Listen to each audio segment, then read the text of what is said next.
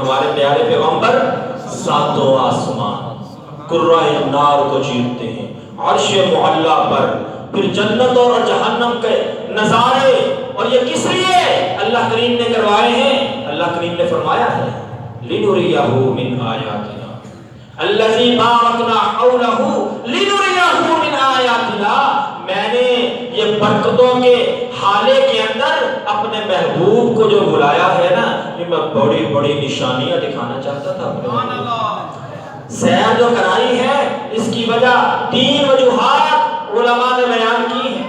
پہلی وجہ یہ بیان کی ہے کہ حضور اکرم صلی اللہ علیہ وسلم کو اس لیے سیر کرائی گئی کہ عام الحزن تھا، غم کا سال تھا نبی مکرم صلی اللہ علیہ وسلم کے لیے۔ کیا ہوا؟ اس سال میں آپ کی تسلی اور تشفی دینے والی زوجہ محترمہ حضرت خدیجہ رضی اللہ تعالیٰ عنہ کا انتقال ہوا۔ پھر آپ کے چچا حضرت ابو طالب ان کا انتقال ہوا۔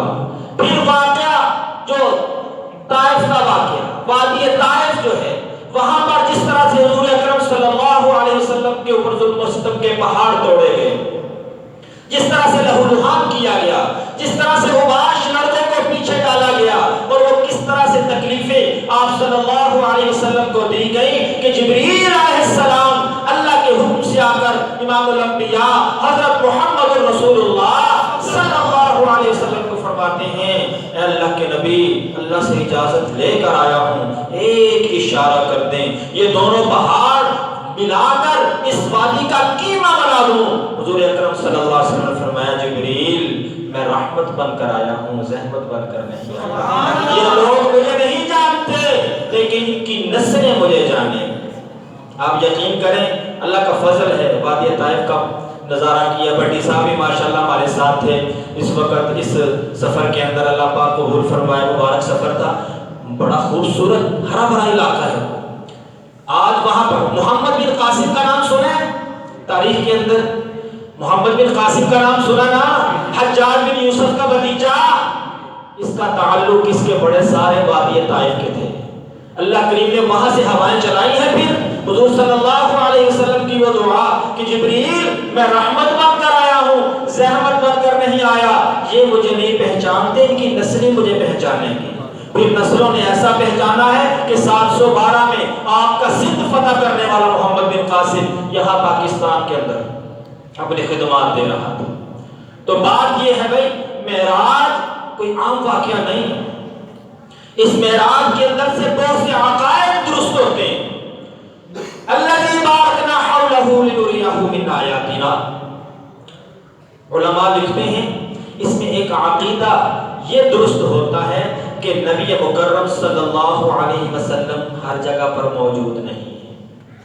اگر وہاں پر بھی موجود ہوتے تو یہ مکہ سے بیت المقدس اور بیت المقدس سے عرش اور ہر جگہ پر موجود ہے، تو پھر ادھر جانے کی ضرورت کیا تھی؟ ایک بات۔ دوسری بات علماء لکھتے ہیں اللہ نے فرمایا لِنُرِيَهُ مِنْ آیَاتِنَا، میں نشانیاں دکھانا چاہتا ہوں اپنے محبوب کو، یعنی کہ میرے محبوب نے وہ نشانیاں پہلے نہیں دیکھی ہوئیں۔ اور آیت الکبریٰ قرآن مجید میں دوسری جگہ پر آتا ہے آیت الکبریٰ، بڑی بڑی نشانیاں ہیں۔ علماء لکھتے ہیں اس سے یہ بھی معلوم ہوتا ہے کہ حضور اکرم صلی اللہ علیہ وسلم کو کلی غائب کا علم نہیں تھا۔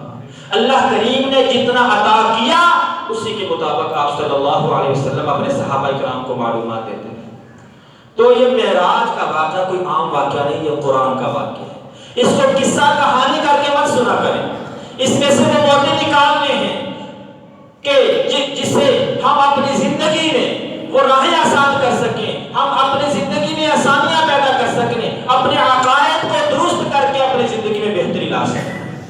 تو میں نے پہلے کہا یہ معراج حضور صلی اللہ علیہ وسلم کی شان کو بلند کرنے کے لیے نہیں، آپ تو پہلے بڑے بلند ہیں، بلکہ آپ کی بلندی کے مظاہرے کے لیے اللہ کریم نے عطا فرمائی ہے۔ اور پھر آپ صلی اللہ علیہ وسلم جب عرش پر پہنچے ہیں، عرش کی مخلوق نے جس طرح سے استقبال کیا ہے، سبحان اللہ۔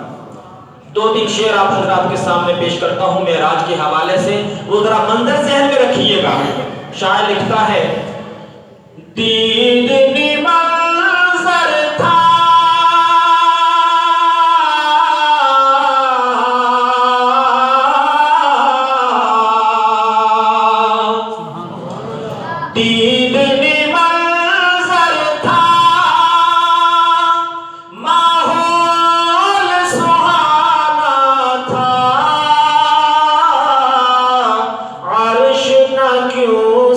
سینتالیس